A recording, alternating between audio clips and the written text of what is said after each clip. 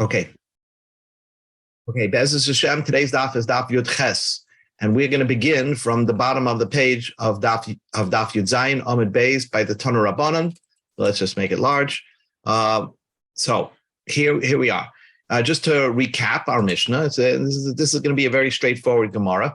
The Mishnah said that there's a din that you have to ratify a star. In other words, if a star shows up and says on the star, on the document, that Ruvain owes money to Shimon. In other words, Shimon lent Ruvain money.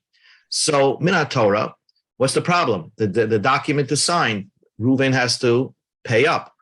But Chazal required, because there was a lot of people faking shtaros and signing fake names, that in order for a star to be valid, a document to be valid, we need it that it has to be ratified by Bezdin. Bezdin stamped it and said this is a ratified document. It has the OU symbol, so to speak.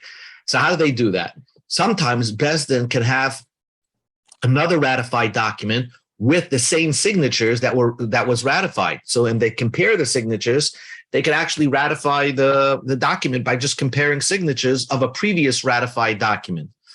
Or the Mishnah said, if Eidim themselves, the people that wrote the document, came in and said, this was my handwriting, it's me, I'm the guy, so then it's ratified. But our Mishnah, and therefore it's a kosher document and you can collect money with it. But our Mishnah discussed if the witnesses came and said, Kesav Yadeinu Huzev, this is my handwriting. I signed on this document that Shimon lent Ruvain money, okay? But right away they say, Aval anusim hayinu, ketanim hayinu, pesule edis hayinu. They say that we were forced into signing because our life was in danger. The Shimon put a gun to our head to sign this. Or they say ketanim hayinu. Or they say that we weren't over bar mitzvah when we signed this. Or pesule edis hayinu. Or at that time we were somehow related to Shimon through our wives. So therefore, basically, they're saying that yes, it could be true that Shimon lent money, but we as Eidim were not kosher. So therefore, Harei Elin one, they believed, and the star is not ratified because they're disqualifying themselves as Eidim. But the im yesh Eidim shuksav yodam, if there's other witnesses that say that this was your handwriting, right? If it was other witnesses that says this was your handwriting, or like I said, there was another ratified document which Bezdin already ratified, and they compare the signatures, and this is the same signatures. So they don't need the Eidim, the guys that signed on the document, to come to Bezdin to ratify the document because it's ratified even if they didn't show up.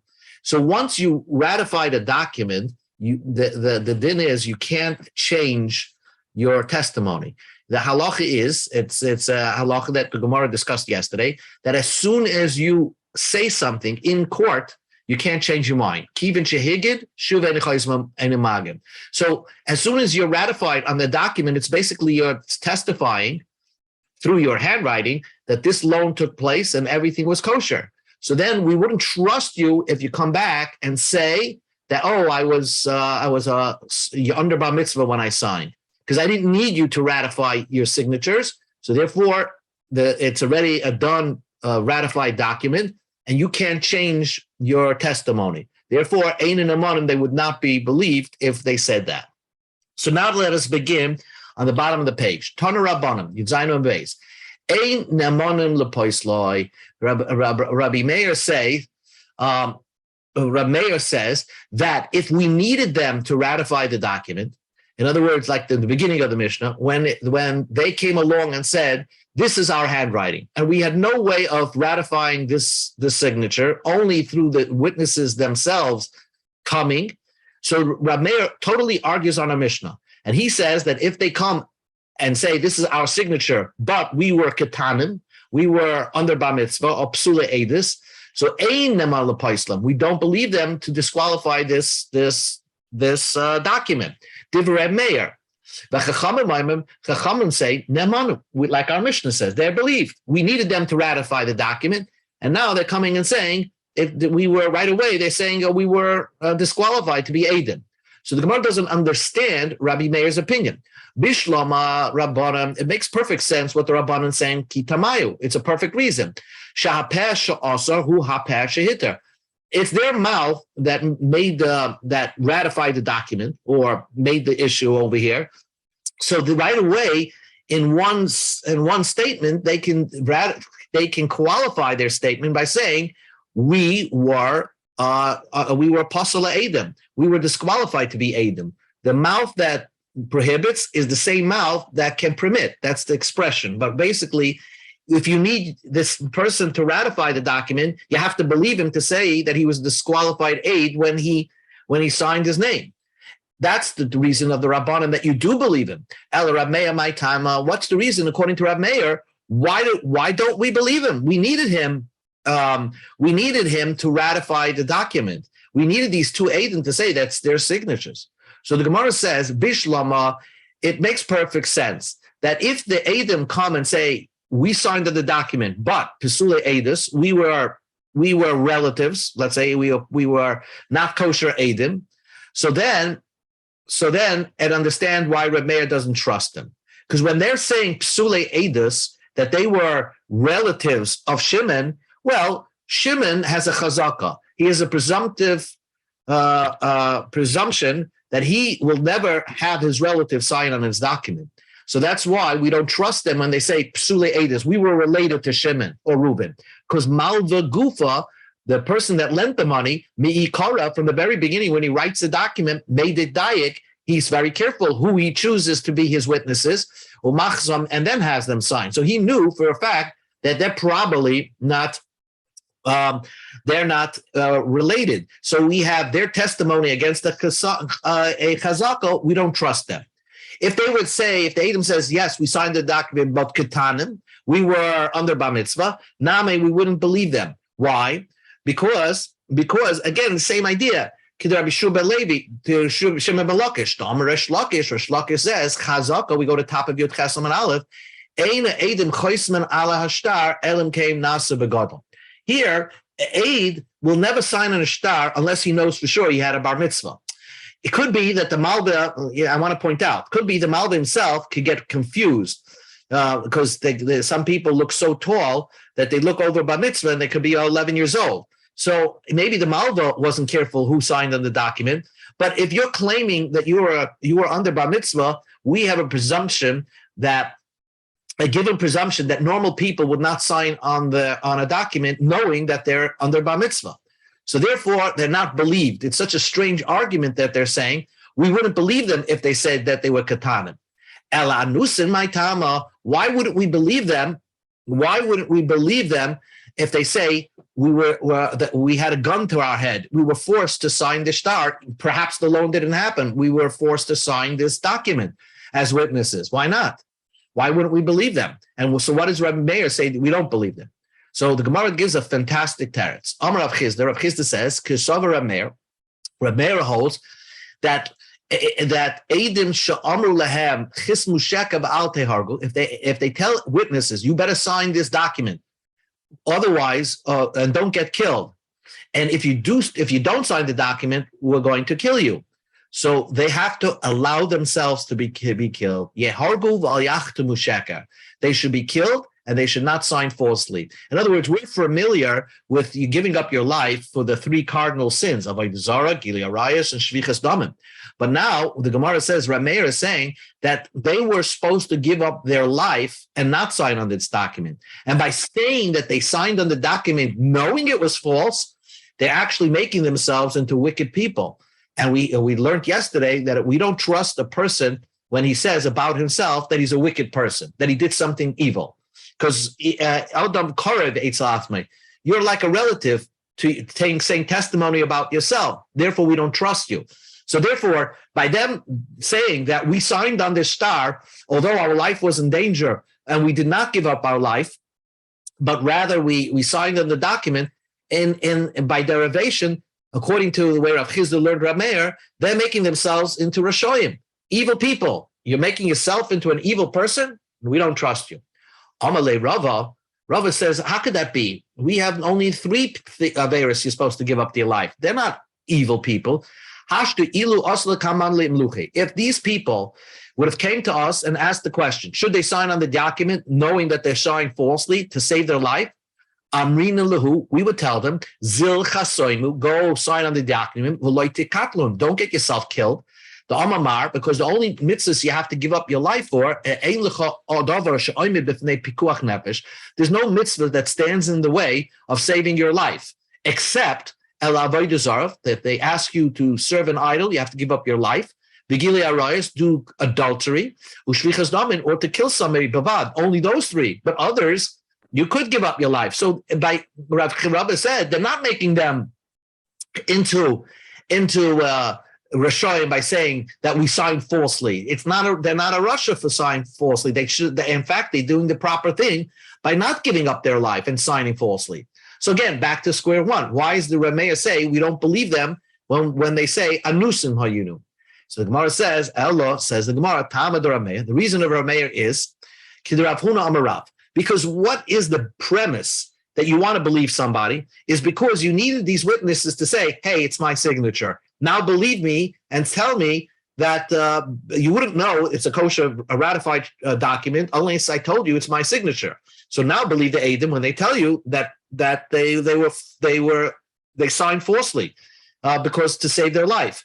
But Rameir is of the opinion of Rav Huna Amarav said.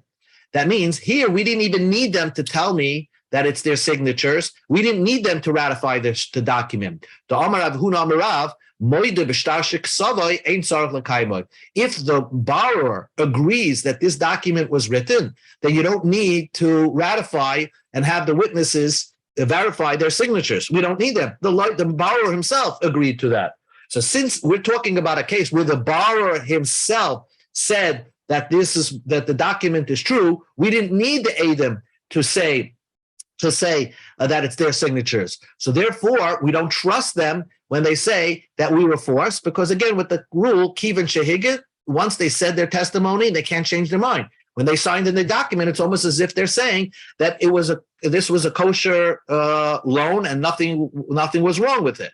That is the opinion of Rabbi Meir.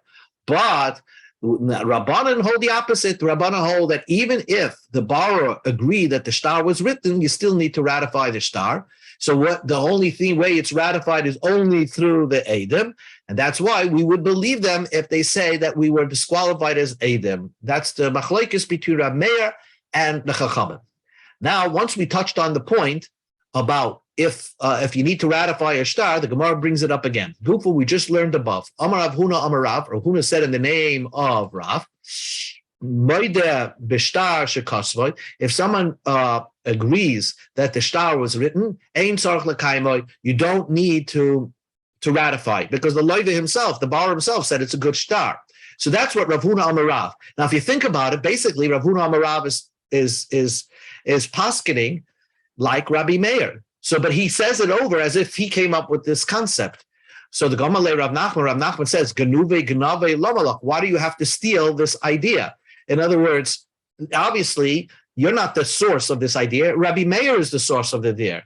So then just say simply, Isvir Lach Rab Meir, if you hold like Rab Meir, although he's the lone opinion, but if that's what you hold, Ema, be honest about it and say halachic Rab Meir. So say the halacha is like Rab Meir. So Rav didn't answer Rav Nachman of why he said it in such a way, but Rav asked him, what do you think? Amalei, Mark Heichesvirle, what do you think is the halacha?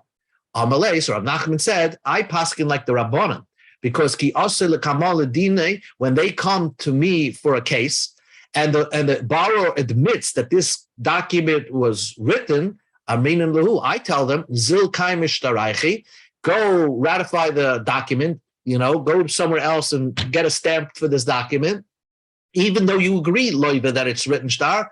I don't, it's not enough for me. I need it stamped by Bezdin, the Chayz Ladina, and then come back to my courtroom. So Rav Nachman paskin actually like the Rabbanan, but the Rav paskin like Rameya, that Moedish shtar shekasvu, it's ein tzarich l'kaima. New Gemara. Amar Rav Yehuda Amar Rav. Rav Yehuda said in the name of Rav, now, this is an interesting thing.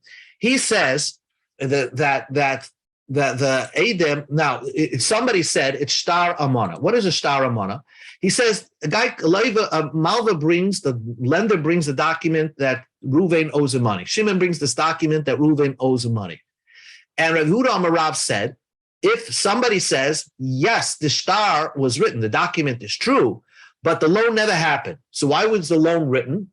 In case I would borrow money, the Levi says, in case I would borrow money, so then I maybe I wouldn't be able to find a cipher, a writer to write up the document. So we wrote the document early, but the loan never happened.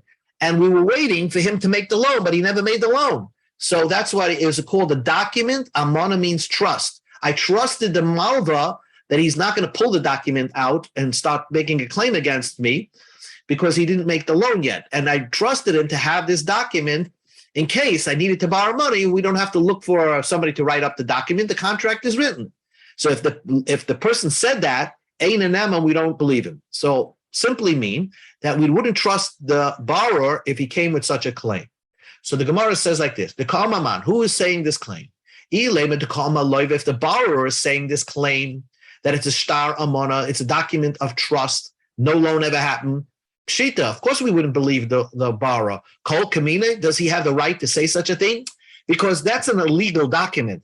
Because we know, we're going to learn later, that such a document should not even be written. If no loan took place, you're not allowed to write a document just in case you're going to borrow. That leads to problems. So if the document is written and it's in the possession of the lender, then the borrower would not believe to say, oh, it never happened. So if the lender said it, the lender himself says, oh, it was a fake document. So then why is he coming to Bezdin? He should be blessed. He loaned the money. Maybe he loaned the money. Now he's saying, oh, I just want to tell you that the loan never happened. So he's basically forgiving the loan. So he should be blessed for doing that. So who is making this? Who's making this claim? Ella, do you want to say the Ka'amre Edom? The witnesses are the ones that are saying that the loan never happened. The witnesses that signed on the shtar. So the Gemara says like this, then again, it's simple. If we don't need them to ratify the document because we have their signatures in another place, in another ratified document, so we can compare the signatures, we don't need their testimony to ratify the document. So the Gemara says, so then, Pshita D'Loi Mehem, we wouldn't believe the Edom because they're going against the normal document, which says that Shimon loaned money to Reuven. And it's ratified without their testimony. We don't need them. If we don't have another signature for these Edom from another place, but rather we needed them to ratify the document. So then if they're ratifying the document, Pesha Asa, who are Pesha Ita, then they could say that this was a shtar amana, that loan never happened. Why wouldn't they believe? Answers the Gemara, 3 terutzim. Again, there's 3 possibilities. The lender is saying it, the borrower is saying it, the lender is saying it, and the Edom are saying it. So the Gemara gives 3 possible terutzim to explain what Rav Yehuda Amar Rav said. And the siman is Bash.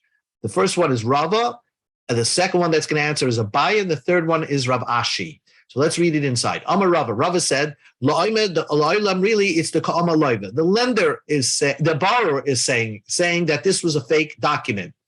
Ukudravihuna. And Rav Huna said, Amar Rav Yehuda Amar Rav Yehuda Amar says, Moide b'shtar shekasavoy, ein sarach l'kaimoi. That if the borrower, that if he agreed that this shtar was written, you don't have to be ratify it. So since he admitted that this shtar was written, then it's ratified already. Therefore, it's ratified document. It's a ratified document. Then we don't trust him by saying the next step that it was shtar amana. If he agrees that this document was written, automatically, by definition, he's saying that it's a valid document, and therefore we would not trust the loiva when he says it's a shtar amana. And that is the novelty, to teach you that if the borrower himself can ratify a document. Abaye says, La'olam de Ka'oma Malva. The Malva said it. In other words, the Malva is basically saying that, oh, the loan never happened. Maybe the loan really did happen, and he's just forgiving the loan. But there's a problem with just forgiving a loan, because if the lender owed money to other people, so by him forgiving this loan, then he's now the borrower is not going to pay him back, and the lender is not going to pay a loan that he owed money to somebody else. He owed money to other people. The Tanya we learned in Raisa, Rav Nelson says, how do you know if a person A is a creditor to B? Okay, A is a creditor to B, and B is a creditor to C, right? So how do you know? We can take the money from C and pay back A and cut B out of it, because Talmud Loima, you always give to the man that you owe money to. So if C owed money to B and B owed money to A, so we could take money from C and pay A without B, the middleman, in there. So the same thing over here. We would have a problem with the Malva saying it's a shtar amona, even because by him disqualifying this document, he's causing the borrower not to pay him back, but he owes money for somebody else. That's why even if the lender said that this was a shtar amona, is not a good document, we wouldn't trust him, and therefore we would still consider it a good document, and the borrower would still have to pay the lender. Ravashi says, the statement of the one who's saying it's a shtar amona, it's the witnesses are saying that. And we don't have their testimony coming, we don't have their handwriting in another place. So we need the witnesses to ratify this document.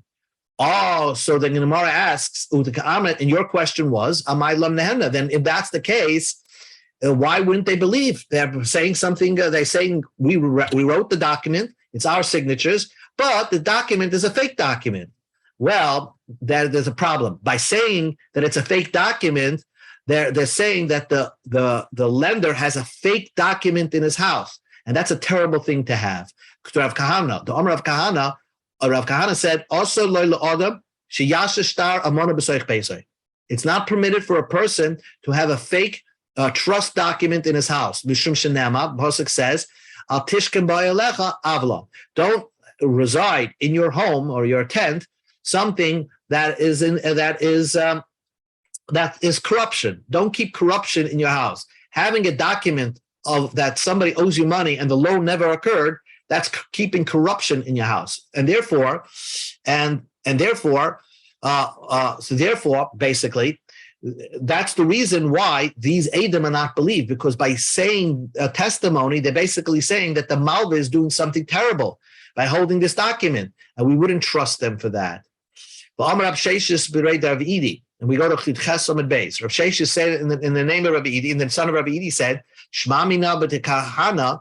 From here we learn.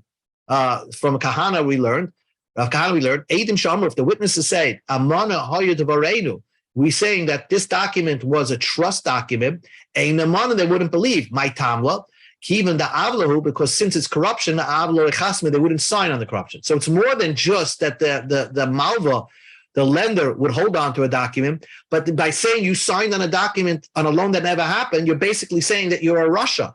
You did a corrupted thing. And therefore, we don't trust you when you make yourself into a Russia. Gemara continues. Amar Rabbi Shua Levi, on this topic, what documents are you not allowed to even have around in your house? You have to get rid of it, burn it with the chametz. What is that? Also, Rabbi Shua Levi said, a person's not allowed to have sheyasa shtar perua b'seich pesach. If you had a document that somebody owed you money and he paid you back, you're not allowed to keep that document in your house, because maybe someday you'll forget that he paid you back and you'll come try to collect it from him.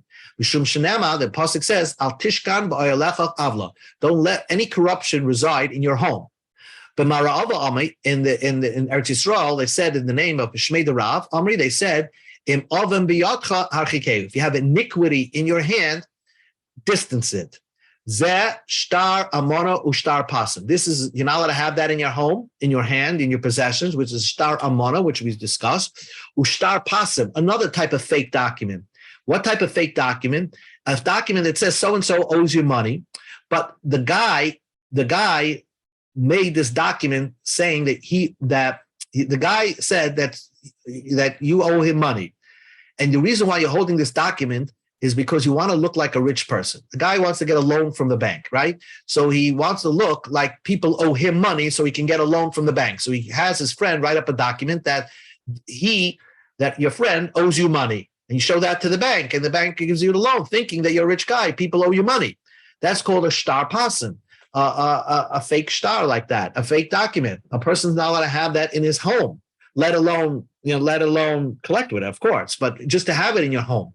And not keep into your house iniquity, that's a paid up document. You're not allowed to have a paid up document in your house, as we discussed. Now the Gemara says, Manda amashtar perua, the one that said that you're not allowed to have a paid up document in your house, which a loan happened. The paid up document, the loan occurred, but it was paid up.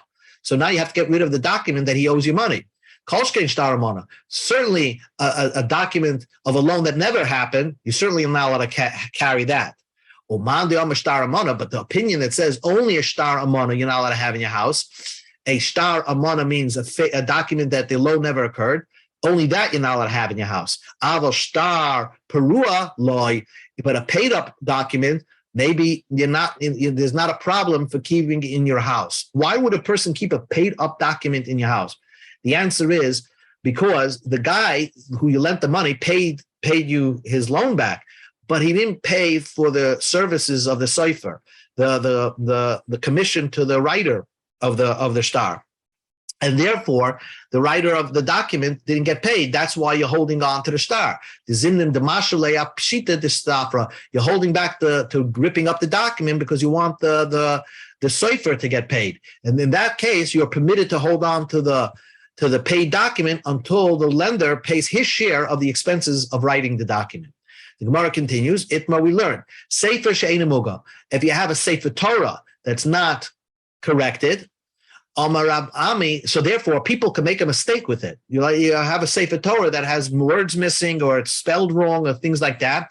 You're not allowed to keep it. You have to get rid of it. Bury it in shemus.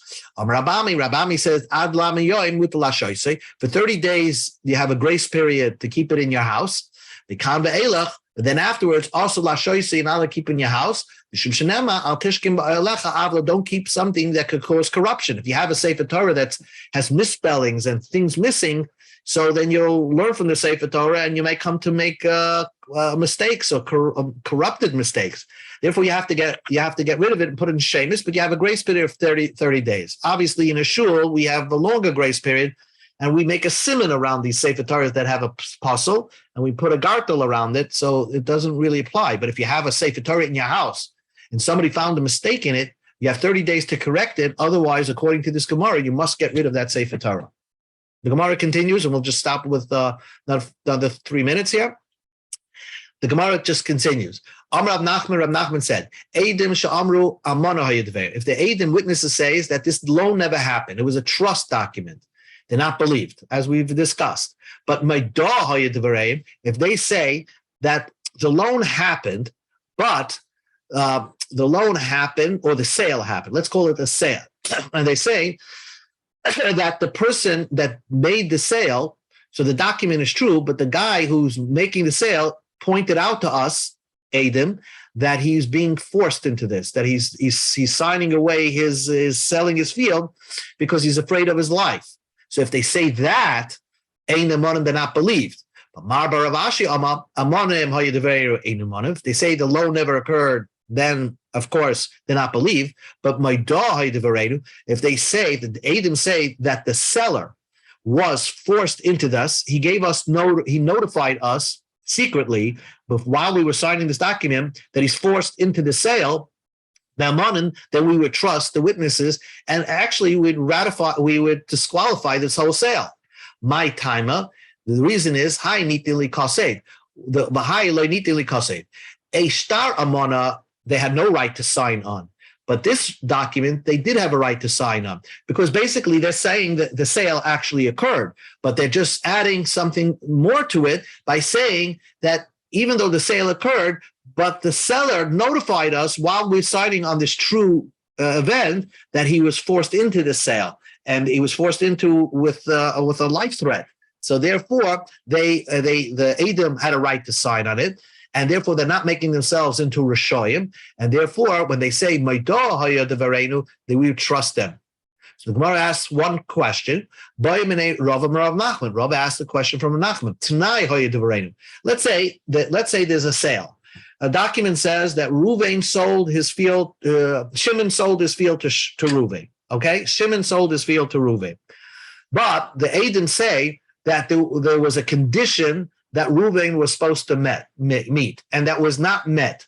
For example, they will say that there was a condition not written in the document that Reuven was supposed to, give his summer home to Shimon for a month. So they're as part of the sale, even though it's not written in the document, and that was not kept. Would that disqualify the sale? Mahu. Can we trust the Edom? When the Edom say Maidah or Amana, we believe them.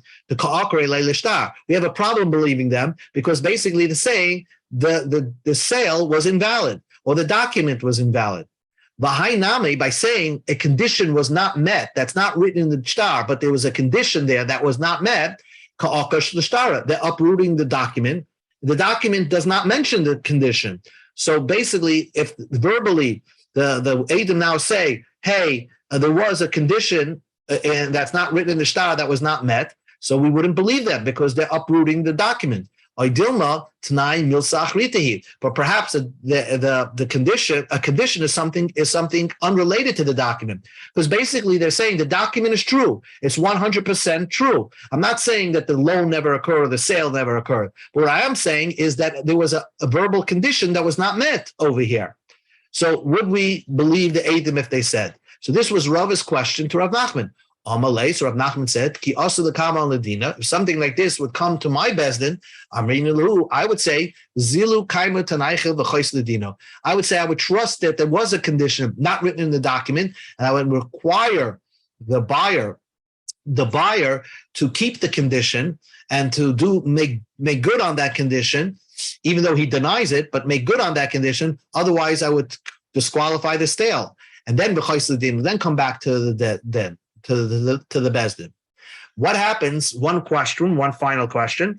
Let's say you have two Edom, and one of them, Taka says, one of the Edom says there was a condition that's not met, and the other one, his friend who co-signed with him, said there was no condition. One condition, one person said there was a condition, and the other said that there was no condition. Rapapa said, they both have a common ground, a common denominator. They both agree that this document was written. Now you have two Edom basically ratifying a document without a condition. But there's the one that brings up that there was a condition is one of the Edom. So therefore, so we don't trust that one aid to go against the two aid, because once their signatures are ratified on this document, now if one of those Edom say, oh, by the way, there was a verbal Tanai, he's basically going against two Edom. One of them is his friend, one of them is himself, but once he signed on that document and it was ratified, so he can't go up against the pair of Edom, so we wouldn't trust him about the condition. Maskif Larav Huda asked, if that's so, even if both of them would say that there was a condition, we shouldn't trust them because it's 2 versus 2. The document says there was no condition, and now the two Edom that signed on the shtar are saying that there was a condition. It's 2 versus 2. We don't trust. We go after the first two, not the second two.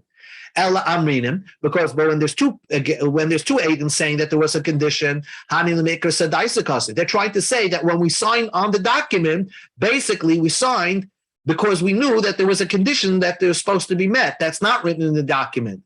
So Hainame, so even if you have one aid that says that, even though the other guy, his co-signer, doesn't agree that there was a condition, but even if just one says it, Says Rav Huna B'Rei Yeshua, L'miyaka Sadusakasi. He's basically saying, I wrote this document, but I knew that there was a condition that's supposed to be met, which wasn't met. And therefore, he's basically saying, I, who signed on the document, consider my signature as if it wasn't there, because I believe that there was a condition, it wasn't met, so this document is invalid.